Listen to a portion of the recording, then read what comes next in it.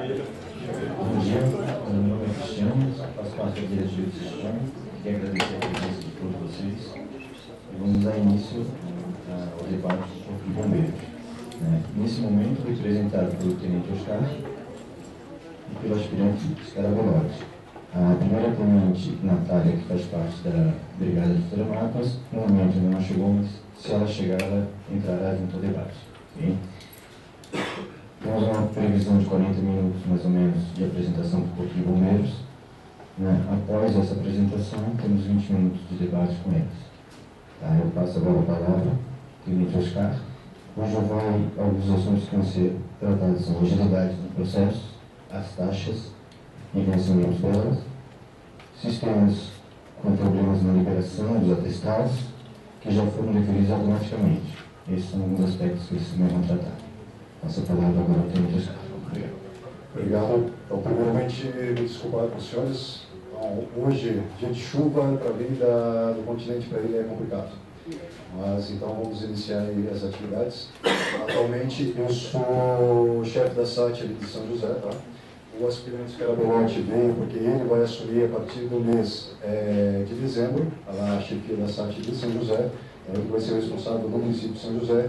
E eu estarei passando para a coordenação do batalhão. Esse batalhão que engloba as cidades de Iguaçu, Palhoça, Governador Celso Ramos, Águas Mornas, Paulo Lopes e Santa Maria da Imperatriz, além de fazer auxiliar a coordenação de São José.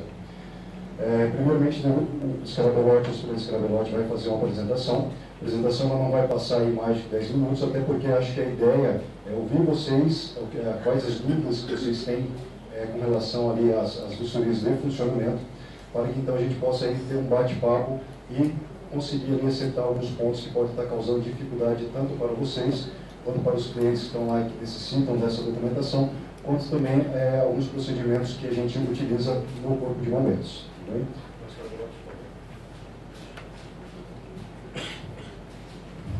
Senhoras e senhores, muito bom dia.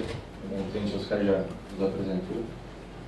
Tanto o Tenente quanto eu trabalhamos aqui em São José, no Serviço de Atividades Técnicas, e vou procurar ser bem sucinto para a gente tentar sanar algumas dúvidas que nós temos no nosso dia a dia. E também nós procuramos trazer algumas coisas que vão facilitar tanto a vida do Corpo de Bombeiros, quanto do responsável, do proprietário, das contabilidades, que acabam fazendo essa gestão dessas empresas, essa regularização, e acabam também tendo esse certo impasse na hora de, digamos, de efetuar esse início, essa abertura, essa regularização em relação às normas de segurança contra incêndio. Primeiramente, só para a gente ter uma noção, hoje nós temos, conforme dados atualizados do nosso sistema, nós temos um absurdo de cerca de 3.500 vistorias, um pouco mais que isso.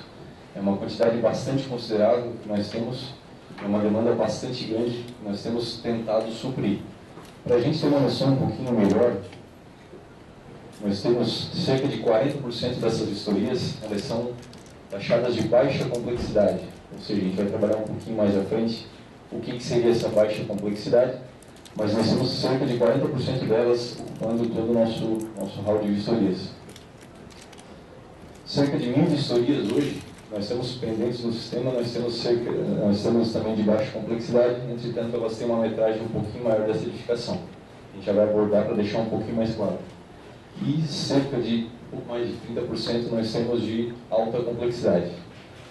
Para se encaixar nisso, pessoal, para a gente discutir um pouco melhor essa baixa complexidade e facilitar também a vida de quem regulariza e também do Corpo de Bombeiros, é importante a gente abordar, se nós observarmos, cerca de quase 70% dessas vistorias elas são de baixa complexidade, ou seja, eu já consigo fazer a liberação delas muito mais fácil pelo sistema, juntamente à declaração de baixa complexidade. Isso é uma informação, é do Estado isso? Não, isso é uma informação da cidade de São José, somente de São José. Nós temos uma grande quantidade, somente a cidade de São José.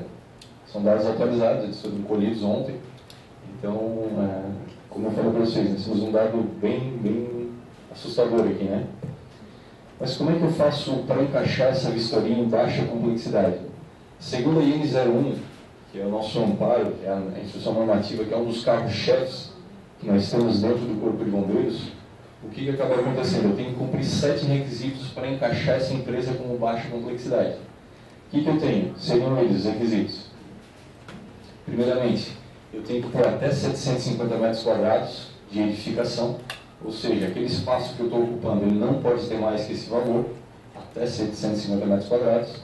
É o primeiro pré-requisito para mim encaixar essa empresa, esse local como baixa complexidade. Segundo, até 3 pavimentos, vamos trazer um linguajar um pouco mais nosso dia a dia, até 3 andares, essa edificação para que eu encaixe ela também como baixa complexidade. Em seguida, a escada comum, nós temos a classificação de escadas de acordo com alguns critérios também, principalmente a altura dessa edificação e quantidade de andares de pavimentos, tem que se encaixar aí. A partir do momento que eu tenho uma edificação que ela tem já 4 andares ou 4 pavimentos, a gente acaba já transformando ela em alta complexidade. Eu posso até ter o comércio ou armazenamento de até 250 litros de algum tipo de combustível ou inflamável. O uso de GLP, que é o nosso gás liquefeito de petróleo, aquele que a gente utiliza em casa mesmo, no P13, eu posso ter até 90 quilos. A partir daí eu já começo a ter um pouco mais de risco e, consequentemente, eu começo a classificar como alta complexidade. Um quesito muito importante, principalmente que marcou, que foi o episódio de Santa Maria. A gente começa a tratar aqui, são a parte de lotação máxima, ou seja, até 100 pessoas eu considero ela como baixa complexidade. Passou de 100 pessoas a lotação daquela edificação ou daquele local, eu acabo tendo alta complexidade.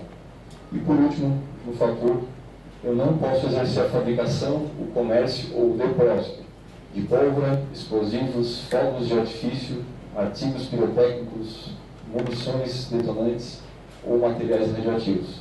Ou seja, são alguns critérios que eu acabo encaixando para ter essa baixa complexidade. A partir desses limites estabelecidos, eu acabo tendo um diferencial. Tudo isso aqui, senhoras e senhores, a gente acaba encontrando na Instrução Normativa 01, que, como eu já citei, é o nosso carro-chefe. Só fazer um adendo aqui, a área total construída, ela se refere à área do prédio, da edificação. Então, se você tem lá uma empresa que ela vai solicitar o seu atestado de funcionamento, ela está dentro de um shopping center, uma galeria comercial, ela tem uma área de 70 a 80 metros quadrados. Se a galeria comercial, shopping que ela está, do qual ela faz parte, tem mais 750, aquela loja em específico, ela não é considerada como baixa complexidade, tá? Outra situação ali, com relação à lotação, a lotação só vale para locais de reunião de público. Então, se eu tenho uma escola, a escola tem 600 metros quadrados, se ela tiver 300 alunos, bem que ele não vai conseguir colocar 300 alunos numa escola de 600 metros quadrados. Mas, por ela não ser uma reunião de público, ela não tem esse critério da lotação. Então, a lotação até 100 pessoas vale apenas para estabelecimentos de reunião de público. O que é reunião de público? Restaurante, bar, casa noturna, boate, danceteria e afins, auditórios e por aí. Dando continuidade, senhoras e senhores, é importante a gente ressaltar que a gente vai entrar naquele quase 70% que eu trouxe como dado das nossas vistorias de funcionamento hoje. O que é importante ressaltar? Na mesma IN 01, nós temos o artigo 54 dela. O que ela nos traz? Ela mostra que, para mim fazer a concessão do atestado de funcionamento para as empresas, eu não necessariamente preciso ter a vistoria antes. É uma mudança que nós tivemos na norma. Antigamente, como é que nós fazíamos? Vocês solicitavam a vistoria, nós íamos lá, fazíamos a vistoria e logo em seguida, estando dentro das normas de segurança contra incêndio e pânico, a gente fazia a liberação desse alvará. Perfeito. Hoje não. Hoje a lei mudou até para dar um pouco mais de celeridade a esse processo, deixar mais fácil, tanto para o Corpo de Bombeiros e também para o cidadão que acaba usufruindo desse serviço. Então a gente trabalha da seguinte forma: o cidadão vai até o quartel ou via internet acaba fazendo essa solicitação, ele pode já ter a liberação desse alvará, porém com alguns adendos. O que a gente recomenda, o que a gente traz com o parágrafo 1º desse mesmo artigo? Acontece que, para ter a concessão, primeiramente, eu tenho que fazer a solicitação e o pagamento da taxa, necessariamente, e logo em seguida também eu tenho que anexar o anexo 8 da nossa lei, que seria a declaração de baixa complexidade. Ou seja, eu tanto como proprietário ou responsável por aquela empresa, eu vou acabar atestando, através de um documento, com preenchimento de dados e também com assinatura desse documento, que aquela determinada edificação ela é de baixa complexidade, conforme aqueles quesitos que tanto eu e o Tenente Oscar passamos para vocês. E eu tenho essa opção. Então percebam, cerca de quase 70% das demandas que eu tenho de funcionamento, eu conseguiria sanar se eu tivesse um pouquinho mais de conhecimento a respeito da norma, tanto da IN01, como os quesitos que ela estabelece para dizer o que é uma edificação de baixa complexidade. Então é importante que a gente tenha esse conhecimento, desde que eu cumpra as normas de segurança contra incêndio e pânico, que ela estabelece que são sistemas vitais mínimos que vão dar a segurança mínima para aquele determinado local. O que seria a alta complexidade? Como é que nós trabalhamos com isso? Nós separamos... Só para não falar ali, aquele anexo E, que você falou ali, é um termo, uma declaração que o sócio vai assinar, porque quando a gente faz pedido já tem uma leitura lá. Isso. Antes era feita a declaração conforme previsto na IN. Depois da mudança do sistema, isso daí ficou online. Então, todos aqueles dados, então daí, quando preenche lá que concordo e declara que vou cumprir os requisitos, instalar um extintor, instalar uma luminária de emergência, substituir essa declaração. Tá? Só para, em São José nós não cobramos, mas em alguns locais do estado é cobrado. Para fazer edificações até 200 metros quadrados, não precisam apresentar um projeto preventivo contra incêndio, que é feito pelo engenheiro ou arquiteto. Então, até 200 metros quadrados é feito um relatório preventivo, no qual o próprio observador vai lá e delimita quais os sistemas que ele tem que ter e a quantidade. Então, fica isento de fazer esse projeto preventivo até 200 metros quadrados. Nesse momento, tem previsão na IN para daí sim a pessoa, o proprietário, preencher e assinar essa declaração, ela física, sem ser online. Mas em São José hoje nós não cobramos isso, até porque se tudo que vai estar estipulado nesse relatório que o observador definiu para aquela edificação, se a pessoa mudar, ela que vai estar assumindo a própria responsabilidade por fazer aquela mudança daquela edificação, daqueles sistemas. Só uma palavrinha. Pessoal, muito cuidado. Quem tem que assinar é o proprietário da empresa. Nunca assine, porque vocês estão assumindo a responsabilidade que não é de vocês. Então, tomem muito cuidado com funcionários. Não usem a procuração a assinatura do proprietário. Senão vocês vão assumir a responsabilidade sobre qualquer coisa que aconteça de informação conveniente que esteja nesse documento. O fato é que nós vamos trabalhar também, mais à frente eu vou mostrar o que acontece, o que acarreta essa declaração falsa. E é importante a gente frisar e ressaltar o que foi comunicado agora, principalmente porque quem faz essa declaração é que literalmente está assumindo a responsabilidade. Eu não somente posso responsabilizar um proprietário, mas eu posso responsabilizar também a pessoa que está fazendo essa solicitação. Até porque eu não sei qual é a intenção que ela teve, seja um dolo, seja algo involuntário, por desconhecimento, mas mesmo assim eu tenho que atrelar essa responsabilidade a alguém. Então, necessariamente, temos que ter bastante cuidado para cumprir com aqueles requisitos os quais a norma estabelece. Então, como eu já vinha falando, senhoras e senhores, nós temos a divisão dessas vistorias em alta complexidade e baixa complexidade. Como é que nós trabalhamos?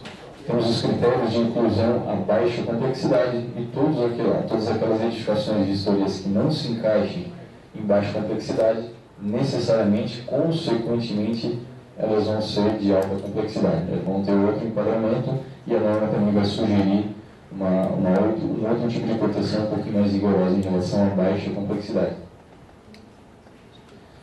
E aí o questionamento: se eu faço uma solicitação como baixa complexidade, entretanto eu não cumpro as normas de segurança contra incêndio e pânico, ou também não atesto a declaração falsa, ou seja, eu faço uma declaração que é inverídica, quais são as consequências que eu vou ter?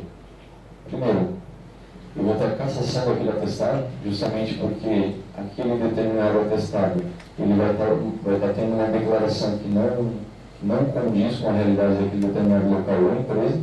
Então, primeiramente, nós vamos cassar o atestado, seguindo também da aplicação de uma multa gravíssima. Nós temos 4 diferentes graduações de multa: leve, média, grave e gravíssima, ou seja, a nossa penalidade com maior grau de rigor. E Nesse caso em específico, a gente tem a aplicação de uma multa de R$2.000, porque burlar ou tentar burlar a fiscalização. É uma forma de tentativa de, como eu citei para vocês, ou o proprietário ou o responsável acaba tentando, de alguma maneira, trazer informações falsas e enganar o corpo de bombeiros, ou ele acaba fazendo uma declaração de algo que ele não tem conhecimento, a respeito principalmente de normas de segurança contra incêndio.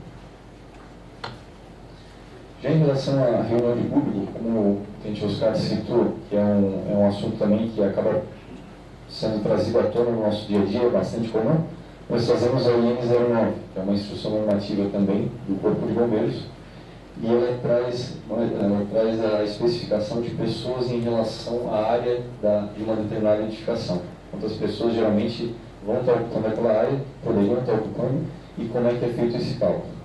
Primeiramente, uma edificação comercial, o cálculo é feito a cada 9 metros quadrados de área bruta, ou seja, eu vou estipular que seja uma pessoa a cada 9 metros quadrados. Quando eu tenho reunião de público, como o tenente já citou, ou seja, eu tenho um aglomerado de pessoas, eu tenho a concentração de pessoas, eu vou fazer o cálculo de 2 pessoas por área bruta. Para deixar mais fácil o entendimento, o que seria um local de reunião de público com concentração de público?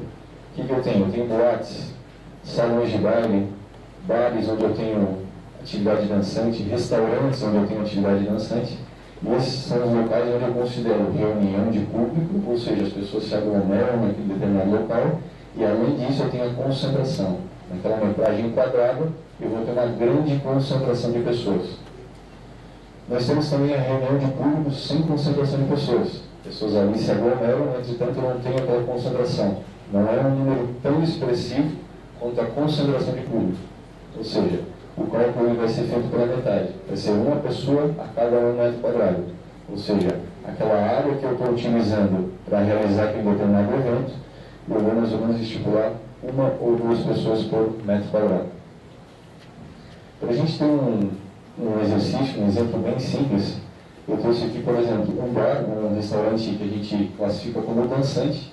Até um determinado horário eu tenho as pessoas sentadas, um determinado local, e logo em seguida elas passam a ter dança ou alguma atividade naquele determinado local. Então o que acontece? Geralmente esses locais, dificilmente eles vão ser classificados como baixa complexidade. Por que a gente traz isso? Conforme IN01 que eu já mostrei para vocês, eu tenho a lotação de até 100 pessoas para ser considerado como baixa complexidade.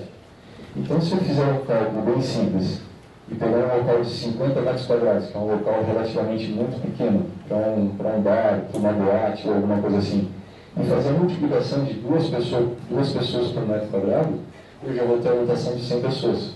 Ou seja, como geralmente eu tenho uma metragem maior que isso, dificilmente um local onde eu tenha reunião de público ou concentração de público, ele vai ser tido como baixa complexidade. Ou seja, eu já tenho normas mais rigorosas, eu já tenho que me ater a sistemas preventivos com um olhar um pouco mais clínico, mais afiado, justamente porque eu necessito naquele local de uma maior prevenção. Eu deixo, logo em seguida, o tenente Oscar, que ele vai tratar também de outro problema que a gente tem tido em relação aos boletos. Ele vai assumir daqui em diante. Obrigado. Só complementando ali, então, quando você tem um restaurante ou um bar, por exemplo, o Chopp do Blues. O Chopp do Blues ele é um reunião de público sem concentração. Você tem as mesas ali, tem banda, tem som, mas não é um local, todo mundo fica sentado, faz consumo de chopp, então ele é considerado como sem concentração, até porque as mesas ocupam a maior parte daquele espaço. Então, no caso de um bar, de um restaurante, como é uma pessoa por metro quadrado, então até 100 metros quadrados. Já acima de 100 metros quadrados, ele já vai se tornar com uma alta complexidade, então não cabendo então, esse atestado sem a prévia absolvida. Uma informação, a casa noturna, quando ela tem uma concentração de mais de 500 pessoas, tem alguma norma que ela é obrigada a ter um bombeiro responsável? Sim. Tem uma IN 28, ela trata do brigadista. Então, não só a reunião de público, como todo e qualquer tipo de edificação. Até as comerciais, ela vai ter uma população fixa, tá? Exceto reunião de público, todas as outras ocupações, essa população fixa é considerada o quê? São as pessoas que trabalham naquela edificação. Então, se for comercial, as pessoas estão naquele escritório, naquela loja, sem levar em consideração o público externo, né? A pessoa que vai lá para fazer a compra, que vai atender, assim como no shopping center, também é só a pessoa que trabalha no shopping, a gente não considera o público externo. Para reunião de público já é o contrário. Então, para reunião de público, é definido o brigadista em cima da lotação máxima da casa, do bar, do restaurante, o que seja ali. E daí vai ter uma tabela, onde ali de até 500 é só brigadista voluntário, que ele só precisa ter um curso, independente da carga horária, que vai estar assinado por um instrutor credenciado, e acima dessa capacidade a gente vai ter que ter um brigadista particular. Ele é alguém específico para trabalhar na parte de prevenção e manutenção dos sistemas preventivos daquela edificação. Ele pode acumular cargos, no caso pode ser o segurança, pode ser o vigia, o próprio técnico em segurança do trabalho pode ser o brigadista particular, assim como o engenheiro do trabalho também. Fora isso, ele tem que estar lá devidamente caracterizado e contratado especificamente para desenvolver aquela atividade. Então, independe da atividade, por exemplo, uma empresa de telemarketing que tenha 600 funcionários, essa empresa é obrigada a ter um brigadista. Para comercial, eu acho que são 1000, tem uma tabela, para cada uma delas é um valor diferente, tá? Então, de cabeça, eu não vou te dizer exatamente, nesse caso, se tem que ter um brigadista particular.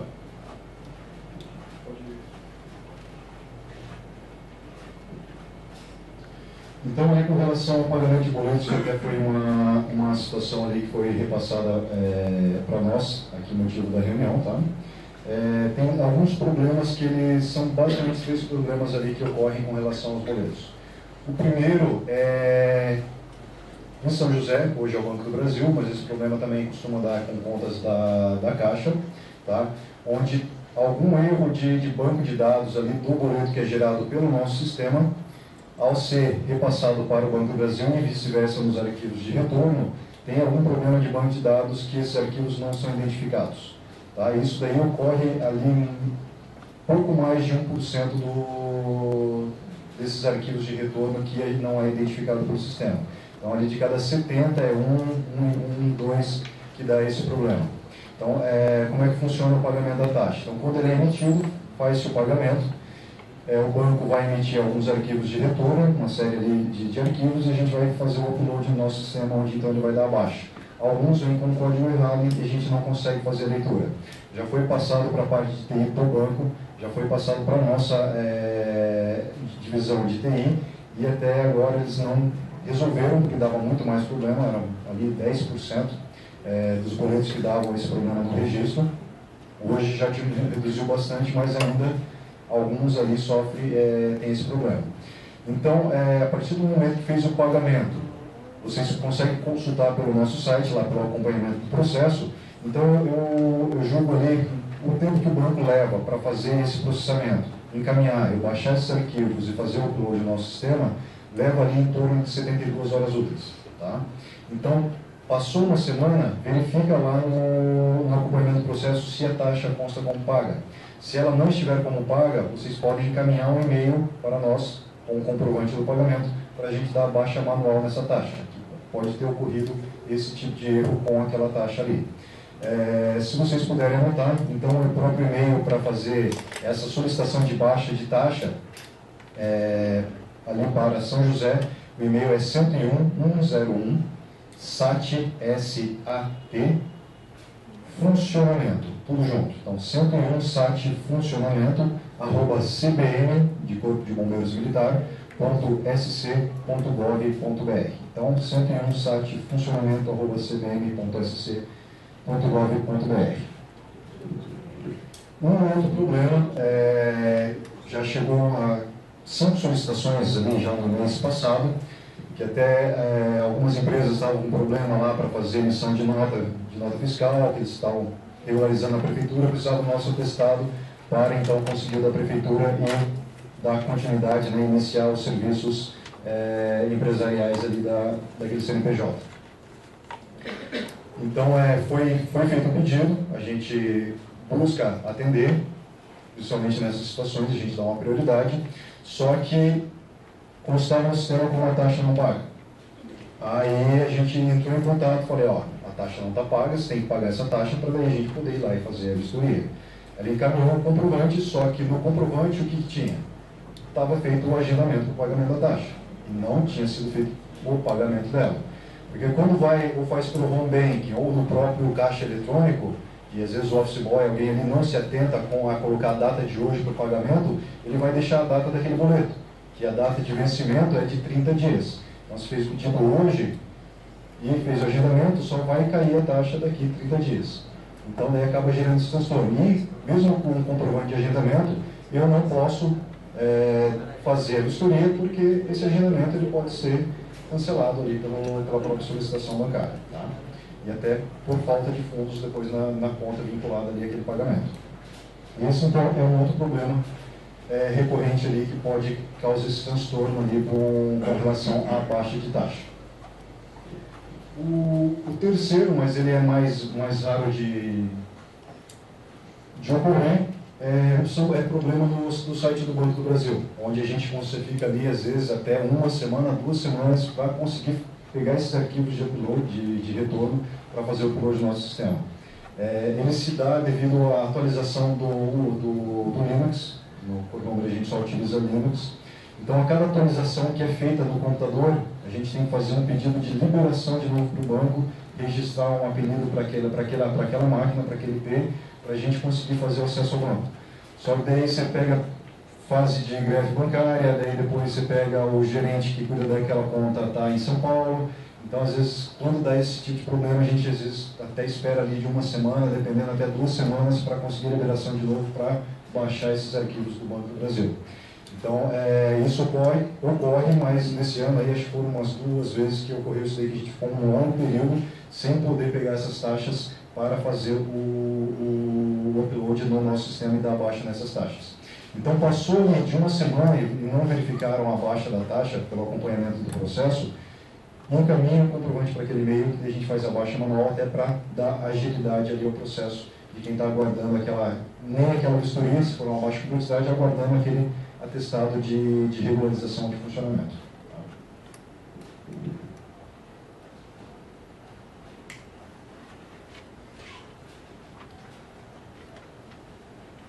Com relação à renovação, eu já observei em São José que tem muitas empresas que, ao invés de ser solicitada a renovação, é solicitado uma nova vistoria. Tá? O que isso implica? Pela renovação, o próprio vistoriador, a partir do momento que ele for fazer essa vistoria, até sem vistoria ele já vai ser liberado, né? Mas a partir do momento que ele for fazer a vistoria nesse local, que a gente teria até um ano posterior à solicitação, quando ela é uma baixa complexidade para fazer essa vistoria, ele pode fazer a liberação desse estabelecimento por até 5 anos. Como é que funciona isso? A preocupação do Corpo de Bombeiros são com locais que têm um grande risco. Então, não é nossa intenção passar todo ano numa padaria, num barbeiro, onde ele vai ter um baixo risco, tem pouco material combustível, é um estabelecimento pequeno, ele tem ali um extintor. Então, nossa preocupação é verificar revendas de gás combustível, de líquidos combustíveis, grandes indústrias, shopping centers e reunião de público, hospitais. Então, são locais onde tem um maior risco e é necessário que a gente intervenha anualmente, verificando como que estão os sistemas preventivos, verificando a brigada, porque se tiver algum problema lá, as consequências daquilo vão ser muito maiores e ele já tem um risco mais elevado, principalmente quando tem ali uma grande carga de fogo. Então, a ideia é que o próprio vistoriador ele vai chegar lá, vai verificar o extintor tem validade de 5 anos. Se tem a luminária, tem o extintor, um local até 150 metros quadrados, ele só vai ter o extintor, chegou lá hoje, o extintor foi adquirido esse ano, ele tem validade de 5 anos, só vai vencer lá para 2021, não tem necessidade de ele passar ano que vem lá, ou às vezes até no outro ano. Então ele tem autonomia para fazer essa liberação. E como que isso funciona? Então, a partir do momento que ele fez essa vistoria, ele vai deixar registrado no sistema, por exemplo, 4 anos. Esse local está tranquilo, o extintor vai vencer daqui 4 anos, nunca faço vistoria aqui sempre, estou passando aqui, nunca teve nenhum problema, a pessoa é comprometida, então ele vai lá e libera aquela edificação lá por 4 anos. Então, vai ter aquele atestado de 12 meses, quando pedir a renovação daquele atestado, o sistema já vai identificar. A partir do momento que pagar a taxa, ele já vai ter o seu atestado de funcionamento emitido automaticamente sem a vistoria. Tá? Se fizer um novo pedido, essa informação está registrada no sistema para aquela edificação ela se perdeu. Então o vistoriador vai ter que esperar na fila de vistoria até o vistoriador conseguir passar lá, para depois ele fazer isso novamente. Então, busquem sempre fazer a renovação, porque isso daí vai facilitar, a gente vai ter uma demanda menor, porque essa demanda reprimida de locais que não tem um grave risco, ela vai conseguir ter uma agilidade maior e, consequentemente, vai nos sobrar mais tempo para que a gente realmente fiscalize as edificações maiores que realmente apresentam um grande risco. Não, acho que eu já entendi. Mas no primeiro, não. Sempre só na renovação vai ter um prazo maior. No primeiro, de baixa complexidade, você tem 1 ano. Tá? Pelo sistema, é que hoje ainda está um pouco complicado, mas a gente conseguiria liberar até 2 anos. Tá? Então, no próprio sistema, a gente tem lá, quando a gente vai fazer a triagem das baixas complexidades, a gente, por exemplo, colocou lá a revenda de gás. Eu tenho a opção de colocar lá imediato. Não, isso aqui não é uma baixa complexidade, isso aqui vai para a fila de vistoria normal. 1 ano. Ah, não, para esse ano tá, não é revenda de gás, dou uma olhadinha na declaração. Não, vou dar 1 ano para esse aqui que eu não tenho certeza. Ah, não, esse daqui eu já conheço. Posso dar até 2 anos nessa primeira vistoria. Né? Na primeira pode ser dada até 2 anos. Após a vistoria, aí até 5 anos. A gente já pediu, por exemplo, para comércio, varejista e confecções, uma loja de roupa lá. Mas todos eles vêm com 1 ano, os primeiros. Não, o atestado vai vir com validade de 12 meses, 1 ano. Tá? A vistoria é que ela pode ser suprimida nesse período. Então, você fez o pedido de vistoria, pegou o atestado 12 meses, digamos que o vistoriador tinha colocado lá para 2 anos. Na renovação, você vai pedir a renovação, quando pagar a taxa, aquele atestado já vai estar disponível para você, sem aguardar aquela vistoria. O atestado é renova a cada 12 meses. O atestado, pela legislação, a lei 16157, ela deve ser renovada anualmente. Não é sempre, mas em alguns casos, não sei se é corriqueiro, mas eu tenho essa dificuldade. Vou lá solicitar a renovação. Nós clamamos em renovação, até já puxa lá, gera taxa. Só que daí na hora de eu acompanhar o processo, eu muitas vezes tenho que ir lá no corpo de bombeiros, porque o protocolo, a moça que me ajuda, é protocolo fantasma. Porque não dá pra, continua o mesmo do ano passado, 2015, o atestado está lá, bonitinho, só que não consta nem o pagamento dessa taxa que eu fiz agora, entendeu? Então, às vezes, para mim, uma renovação seria mais fácil, sim, mas eu teria que estar indo lá para verificar. Sim, isso daí é aquela questão que ocorreu. Então, quando você fez o primeiro pedido e ele foi criado para 1 ano, quando você pedir a renovação, você só vai conseguir, no caso, imprimir o atestado ali, ou aquele automático, do ano anterior, porque esse ano vai ter que aguardar a vistoria. Ele só vai ser liberado depois que o vistoriador for lá para fazer essa vistoria. Mas não aparece nem pagamento, se a taxa gerou a taxa, eu paguei a taxa, mas aí lá não consta assim, sabe? Só diz assim, solicitado renovação. Mas aí eu não sei se nem se a taxa já está paga no sistema de vocês, quanto tempo vai levar a vistoria, entendeu? O escritório já não tem isso aí. Isso daí é um eu vou lá e falo muito com a Adriana lá, né? É um problema ali para o site para ele ter essa informação. Para você não ter que fazer um contato conosco para a gente dizer, não, tá paga a taxa, não tem problema. Então, para o pessoal de TI já altere ali no site, já tenha lá a renovação, já deixar a informação de quando a taxa já tiver sido baixada. Só para reforçar, a situação que aconteceu comigo também, semana passada, 2 casos lá do escritório foi o mesmo dela. Agora uma pergunta, a questão da taxa para edificações de alta complexidade, onde já houve uma regularização da edificação e houve o pagamento da taxa do total da edificação, tipo um condomínio comercial, né? Aí eu vou lá para o meu cliente solicitar para a sala, o sistema gera uma taxinha menor, logicamente, de acordo com a metragem que eu estou dizendo que vai ser a vistoria. Para Florianópolis, essa taxa está sendo cancelada manualmente, e às vezes por requerimento ali na hora, até pelo contabilista que vai lá, o contador. Para São José, é o mesmo critério? Mesmo critério. Então, por exemplo, o shopping center, a gente tem as datas ali do vencimento do shopping, a gente vai lá e faz a vistoria de toda a edificação, o shopping faz o pagamento da taxa da área total construída do shopping. Aí, depois eles vão dividir os lojistas, condomínio, aí é critério do administrador do shopping.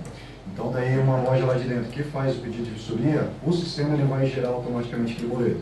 Então, ele pode fazer até por e-mail, vai encaminhar uma nota, solicitando então daí o cancelamento daquela taxa. A gente vai verificar lá, não, o shopping já foi feito a vistoria aqui, então ele realmente tem direito à isenção dessa taxa. Lembrando que ela é até 90 dias antes do vencimento. Então, por exemplo, a vistoria de atividade total da identificação vence agora em dezembro, então se fizer o pedido agora, ele vai pagar aquela taxazinha, né, para ter o seu atestado antes, para não ter que aguardar até aquela vistoria total do shopping que só vai ocorrer em dezembro.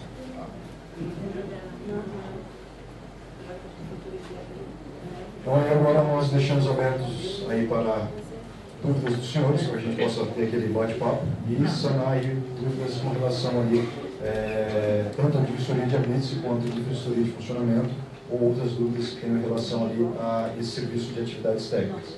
Lembrando também aquela questão de taxa que até foi bem colocada ali em relação a uma empresa dentro de uma edificação, também é taxa de habites, tá? Então, quando uma edificação ela faz o seu pagamento da taxa de habites, ela tem esse primeiro funcionamento válido para o primeiro ano, os primeiros 12 meses. Então, se foi feita a vistoria de habites daquela edificação, mas não foi solicitado junto com o funcionamento, quando ele solicitar o funcionamento, ele pode pedir a isenção daquela taxa baseado na vistoria de habites que foi feita recentemente, lembrando então até 90 dias antes do vencimento daqueles 12 meses. Essa questão dos 90 dias é muito interessante. Vou citar um exemplo aqui. Uma loja dentro do Continente Park Shopping, né? O Continente Park Shopping, digamos que ele já tem um alvará de bombeiro e pagou a taxa. Vai renovar só em janeiro do ano que vem. Se hoje eu for pedir a vistoria para essa loja dentro do shopping, eu peço a isenção dessa taxa. Então. Exatamente. Mas qual que é essa questão dos 90 dias? O sistema está programado ali para já permitir a renovação em 60 dias. Isso, exatamente. E daí ele já vai gerar uma nova taxa. Tá? Entendi. Porque antes de vencer esses 12 meses, até para ter a fila... Se a loja pedir 90 dias antes, ele vai considerar que vai ter que pagar a taxa daí? Sim, vai ter que pagar a taxa. Daí a loja até vai porque pagar... eu não garanto que o shopping vai fazer o pedido dele e depois pagar a taxa. Ah, ok. Aí depois, né, do shopping, aí o shopping, se eles fizerem o requerimento das lojas que foram feitas antes, a gente pode isentar da taxa de hoje. Então depois do shopping, como eles já vão ter o atestado, aí vai isentar eles daquela taxa do condomínio, e daí vai ser mais uma questão entre o administrador ali, o síndico e o próprio lojista. Então, Oscar, na via de regra, o responsável administrador pelo condomínio ou pelo shopping, né, questões até de ordem, deveria ser o primeiro a solicitar a renovação da manutenção da edificação, né? Com certeza. Ali o sistema faz a abertura ali, então, naquele prazo de 90 dias, né? Então, quando ele vê que está para vencer, ele já deve fazer a solicitação. Até porque ele vai, como é uma alta complexidade, ele vai entrar naquela fila. A fila hoje ali está na média ali de 50 dias.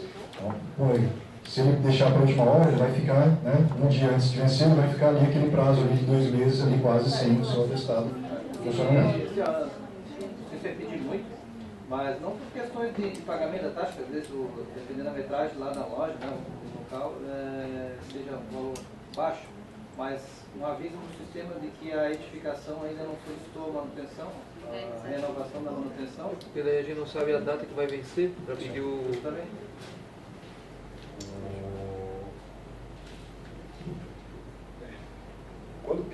Quando pedir a renovação, acho que é possível, mas sem ser renovação, não tem, porque ele ainda não vai vincular aquela edificação a um registro que a gente já tem no sistema. Isso ele só vai ocorrer depois de uma vistoria. Então, na renovação, como já vai ter o registro, tem que verificar com o setor de TI, mas acho que é possível. Mas numa primeira solicitação, por exemplo, abriu uma loja nova ali no Continente Park. Se a gente nunca vistoriou ela, a gente não vai ter vinculado ela ao registro, a RE do Continente Park Shopping, então ele não vai ter como informar isso. Mais para as antigas, a RE a manutenção. Sim. Depois nós encaminhamos para o setor TI e verificamos a possibilidade de fazer essas alterações aí. Olha só, na baixa complexidade, vocês estavam falando ali que o cliente ele tem que assinar aquela declaração. Só que agora, quando você pede o alvará de bombeiro, o funcionamento, ele não sai mais a declaração da baixa complexidade. Ele é tudo online. Como é que fica? O escritório se responsabiliza? Isso daí já aconteceu, tá? Foram 2 multas aplicadas nesse mês de de outubro, de locais de reunião público. Tá? Ali em São José que a gente começou a fazer algumas vistorias noturnas. Então, tinham locais lá que a gente verificou que não tinha funcionamento, mas chegou lá e ele tinha automaticamente com baixa complexidade. Não era, porque era uma casa noturna de 300 metros quadrados, a lotação dele é 600 pessoas. Não, né, passou de 100 pessoas, já é alta complexidade. Então foram aplicadas 2 multas, tá? Quando foi aplicada a multa, o proprietário ele falou que, mas não fui eu que fiz, foi o contador. Claro. Só pela lei, o responsável pelo imóvel, né, tem lá a definição na IN02, ele é quem? Ele é o proprietário, ele é o locatário, ele é o gerente, o diretor, então ele é alguém que tem um vínculo direto com aquela empresa. Então, quem vai ser responsabilizado, quem vai sair o nome daquela multa é do proprietário, tenha ele feito ou não. O que pode gerar disso daí? O proprietário vai receber uma multa de, né, o empresário ali vai receber uma multa de R$2.000. Ele vai querer cobrar de vocês, ou pode fazer uma denúncia também junto ao Conselho de Classe, o CRC. O que pode ser feito também é quando ele apresentar um recurso para essa multa, se ele informar ali, não fui eu que fiz, foi o contador tal, a gente vai apurar, vai encaminhar isso daí também para o CRC, mas isso daí não é algo que nós vamos tomar. A gente vai fazer a comunicação ali aos órgãos interessados, para que daí eles verifiquem e tomem as medidas necessárias em relação a isso daí. Mas por força de lei, questão legal, quem é responsabilizado, quem é autuado é o proprietário, o gerente, o detentor daquela ocupação, né? Não precisa nem ser da própria edificação. Por mais que seja online, não deveria sair um documento para ele próprio assinar e se responsabilizar pelo que a gente está fazendo? Poderia, só que se ele não me trouxer esse documento, a vistoria vai ficar lá parada. No caso, né? a gente enviaria para eles e eles nos devolveriam assinado para a gente levar para o bombeiro ou passar por e-mail, bastaria assinar. Sim. Como sugestão também, né? Nosso próprio escritório fazer uma declaração para que eles Exatamente. entreguem para a gente, né? Porque é muita responsabilidade. Mas abaixa responsabilizar pela educação de uma loja. Mas abaixa a complexidade, eu particularmente, eu imprimo a cartilha que vem no Corpo de Bombeiros, eu imprimo a baixa complexidade e um protocolo para ele assinar, se comprometendo que ele sabe que ele está assinando. Tanto que quando eu estive em São José, o meu primeiro postagem em São José, o bombeiro me deixou bem ciente, ele não faz nada sem ele estar com a ciência. Aí até meio que dá um susto, falo da boate Kiss lá, com um monte de gente, cada um foi culpado, então para ele estar bem ciente do que ele está assinando. Só um adendo. A multa é a menor coisa.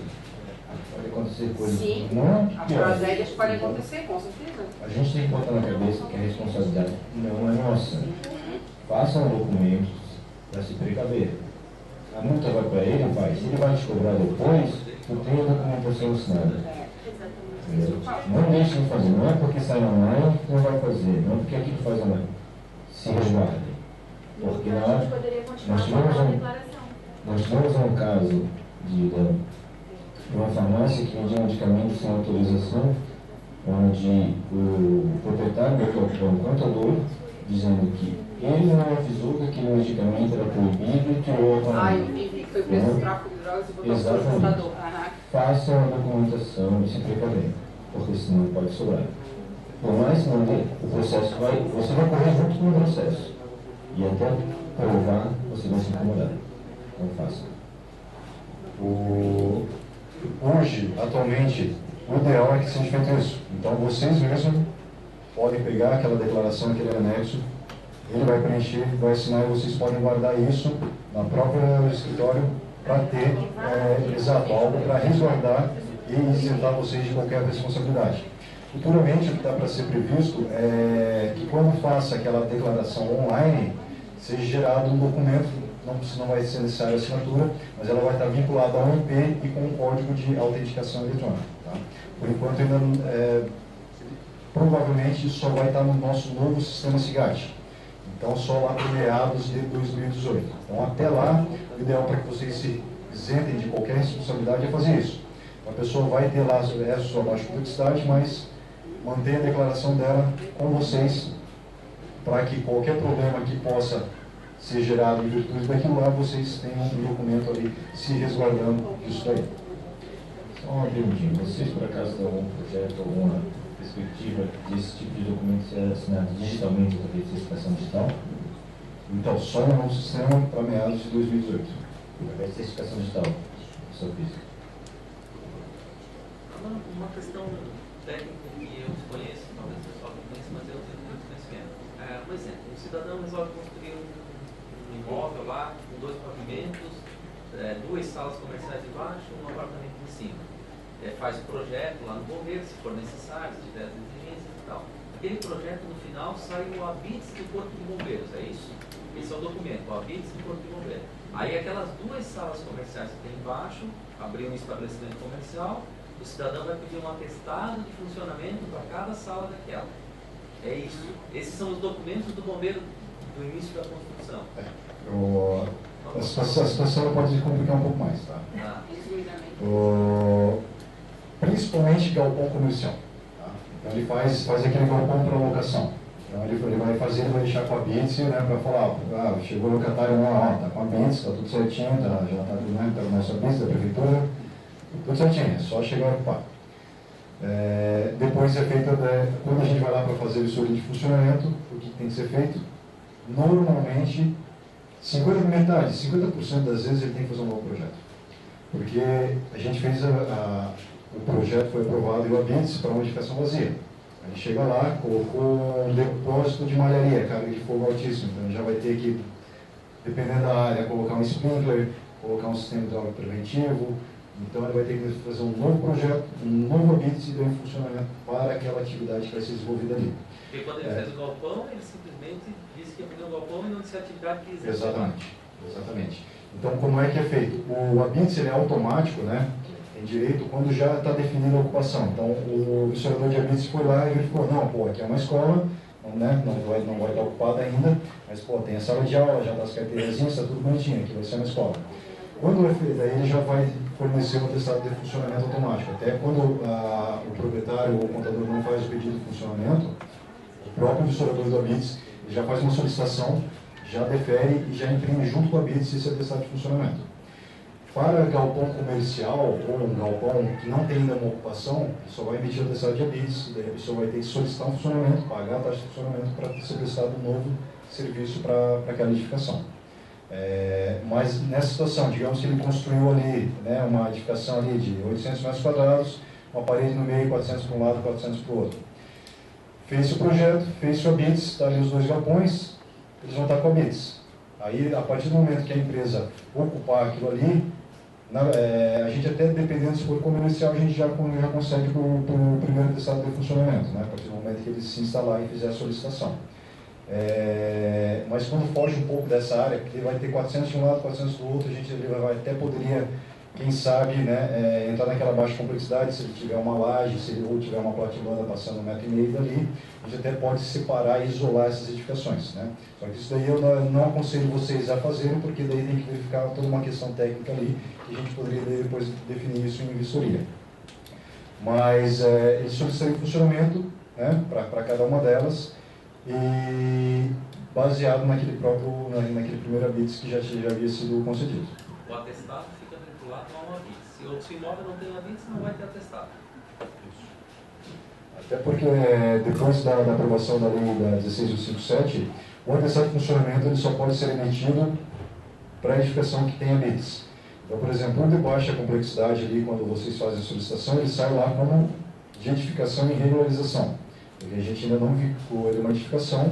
Depois que a gente vincular ele a uma edificação, então, quando solicitar a renovação e aquela edificação tiver habites, ele já vai ser com o nomezinho de atestado de funcionamento e não mais de regularização. E o baixa complexidade, ele vai ser com regularização. Quando o vissorador for lá e fizer aquele RPCI, ele vai daí emitir o atestado de habites para ele vai ter que pagar a diferença da taxa do habites, ela tem um valor maior do que de funcionamento. Então é só feito um complemento da taxa, né? Ele já havia pagado o funcionamento, complementa-se para o valor do habites, e daí ele recebe o atestado de habites, e na próxima vistoria vai sair lá o atestado de funcionamento com o número do habites RPCI que foi feito para aquela edificação de baixa complexidade. Tive um cara desse aí lá na SC401, que era um galpão, daí o cara tinha um habites, ele galpão. Aí foi lá e decidiu colocar as divisórias lá e montou uma empresa para escritório virtual. Aí entramos para testar de funcionamento, não foi autorizado porque ele não mudou a base de galpão para galpão com divisórias. Exatamente, isso daí é principalmente de galpão vazio, quando a pessoa loca, o ideal é até ele perguntar pra gente, aqui você vai desenvolver, o que você vai fazer lá dentro, tem um croquisinho, se tiver pelo menos um croquis, a gente não, para isso que você vai fazer, você precisa fazer um novo, contratar um arquiteto, um engenheiro, fazer um novo projeto, fazer uma nova vistoria de habites, para daí então desenvolver a atividade lá. Porque ainda mais agora, daqui a uns 2 anos, quando a economia melhorar um pouco, vai ter bastante problema com esses galpões, porque hoje, né, tem muitos para locação, construíram bastante, algumas empresas foram indo para locais menores, então você vai passando pela rodovia, vai passando em alguns bairros, você verifica uma imensidão desses grandes galpões ali, todos vazios. Quando der aquela, né, a economia reagir de novo, aí o pessoal voltar a empreender, com certeza vai ter bastante problema ali, vai atravancar esse processo com relação a esses galpões aí. Mais alguma dúvida, senhores? Uma dúvida que levantaram aqui. Fiz a solicitação da renovação, porque o atestado está para vencer, porém o cliente quer cancelar o protocolo porque começou uma obra, não é bom que o bombeiro vá agora. Tá, tenho que comparecer ao batalhão para fazer o cancelamento desse processo, correto? Você vai fazer o pedido de cancelamento. Até, não sei se está referindo a um ali, que era um restaurante, a gente fez o embargo dele semana passada. Não, eu não sei, porque fizeram o pedido de vistoria, a gente foi lá para vistoriar. Ele era uma reunião de público, com mais, no caso é um restaurante, mas tem mais de 200 metros quadrados, já vai passar daqueles 100 pessoas de lotação máxima. Então você nota a complexidade, teria que ter um projeto preventivo, não tinha, já estava construído, então pela própria lei. Realizar obra de ampliação, de alteração ou uma nova construção sem projeto preventivo aprovado, cabe-se um embargo. E dificilmente, ele até apresentou recurso, tá? Mas o embargo é uma coisa que dificilmente vai ter um recurso porque ele não cumpre o que a lei exige, que é ter um projeto aprovado. Então ele pode argumentar o que for naquele recurso, porque se não tem um projeto, ele não vai ser desembargado. Não paga a taxa, o processo não vai para frente, né? Não paga a taxa, o processo não vai para frente por enquanto. A nossa diretoria de atividades técnicas, eles estão propondo uma alteração no sistema, na verdade não só no sistema, mas quanto também na ideologia ou metodologia das vistorias, que também seja vistoriado as taxas não pagas. Hoje está estipulado na lei N que um pré-requisito para que seja realizada a vistoria é o pagamento da taxa. A DAT, eles estão revendo isso daí, não é ainda a decisão final, mas é uma sugestão de que seja revisto isso daí, para que seja realizada a vistoria também sem o pagamento da taxa. Então, se ela estiver lá na filazinha, é o momento de eu fazer, mesmo não estando com a taxa paga, eu vou lá, faço a vistoria, ele só não vai ter o quê? O atestado. Aí, assim que aquela taxa for dada baixa, ele vai conseguir pegar o seu atestado. Tá. Florianópolis vincula na prefeitura, deve ficar lá. São José, não. Porém, vamos supor que daqui a um ano eu fiz a solicitação agora, não paguei a taxa, ficou ali. Ano que vem eu sou obrigada a fazer, todo ano sou obrigada a fazer, mas vamos supor que o cliente foi deixando, agora renova. Aquela taxa ainda vai constar como pendente no sistema de vocês? Aquela taxa, não, ela não vai constar. Não porque vai a constar taxa vai perder a validade ali dela no daí gera uma nova 2 taxa meses sem antes juros. ali, vai ser gerada uma nova taxa sem juros.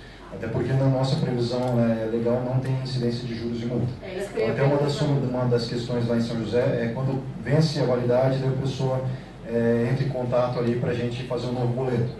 Primeiro, a gente não faz um novo boleto porque a cada boleto que é gerado nós pagamos uma taxa de R$ 9,00 para o Banco do Brasil. Então é um valor alto. Muitas vezes ali a própria taxa da vistoria é de R$ 4,00, que é uma indicação pequena. O combustível que você vai gastar para ir até lá vai dar esses R$ 4,00. Aí os R$ 9,00 você pagou do boleto para o banco, a gente já saiu em débito. Então, nós não geramos um novo boleto. Como não tem previsão de multa, nem de juros para as taxas do Corpo de Bombeiros, O único empecilho que vai causar de transtorno ali é que daí após o vencimento ela tem que ser paga exclusivamente no Banco do Brasil, no caso de São José.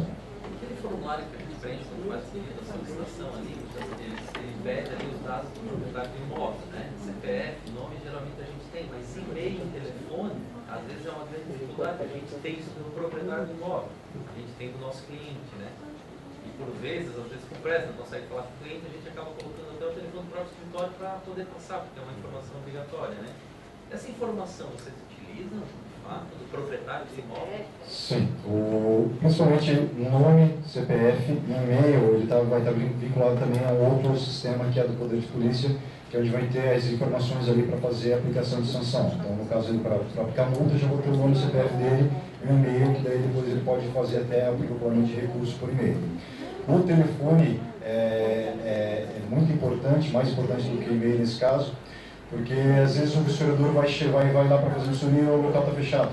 Então, tendo um telefone de contato do proprietário, do comerciante, ele vai fazer um contato telefônico para agendar que horário que é melhor para eu passar aí, ou estou aqui na porta esperando, o senhor está vindo, ou não, estou chegando aí 15 minutos. Do cliente então, é mais fácil, mas do proprietário do imóvel, às vezes é mais complicado, porque no máximo que a gente tem um contrato de locação, o cliente a gente conhece, mas o dono do imóvel não. Ali, nesse caso, coloquem sempre do cliente. Tá? Coloquem sempre do cliente, da pessoa interessada naquela vistoria. Tem o campo do proprietário e tem o campo do solicitante. Sim. Porque daí depois o proprietário, para a gente hoje não faz muita distinção. É porque, precisa fazer um projeto para cá, a gente vai cobrar de quem está ali. Se é responsabilidade do proprietário ou do locatário fazer aquele projeto, isso daí é problema de contrato, de locação de imóvel, de compra e venda, então não compete a nós estabelecer isso aí.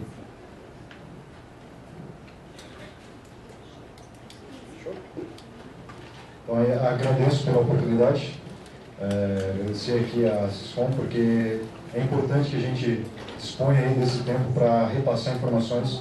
Isso daí só vai melhorar o trabalho de vocês e também o nosso. Então aqui é uma ajuda mútua e assim, a cada alteração que possa vir a ter, tanto de legislação quanto de procedimentos, vou pegar o contato aqui do pessoal da Siscom para que a gente possa marcar novas reuniões para passar até mudanças de procedimentos, mudanças de rotina, para que deixe vocês mais familiarizados e sem ter aquele transtorno inicial, mudou, e como é que eu faço agora, para que possibilite facilitar tanto o serviço de vocês quanto o nosso como órgão fiscalizador aí dessas atividades.